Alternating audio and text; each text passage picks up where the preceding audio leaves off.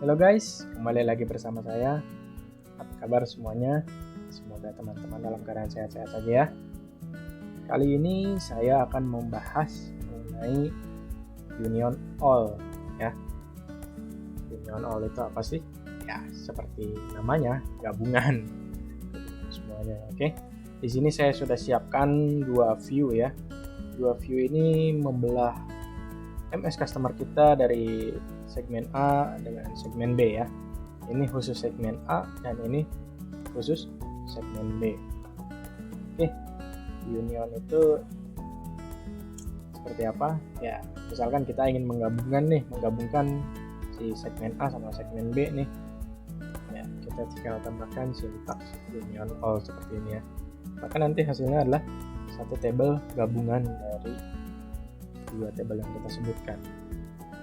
Kalau ini view ya, view juga bisa pakai view, pakai subquery juga bisa. Terserah enaknya mau pakai apa. Oke, seperti ini ya. Jadi sekarang sudah terunion. Seperti itulah union all kira-kira. Nah, paling yang bisa saya jelaskan tambahannya adalah union all itu fieldnya, jumlah fieldnya harus sama. Jadi kalau misalkan ada field yang beda satu field aja jumlahnya, ya udah itu gagal union all-nya.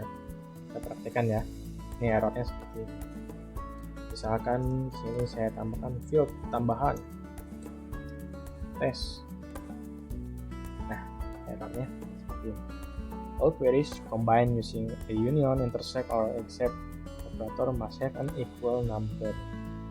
Harus sama nih jumlah ekspresi fieldnya ya. Jadi kalau misalkan di sini ada 5 field, ya di bawah juga harus 5 field. Antara yang ini dihapus atau yang ini tambahkan.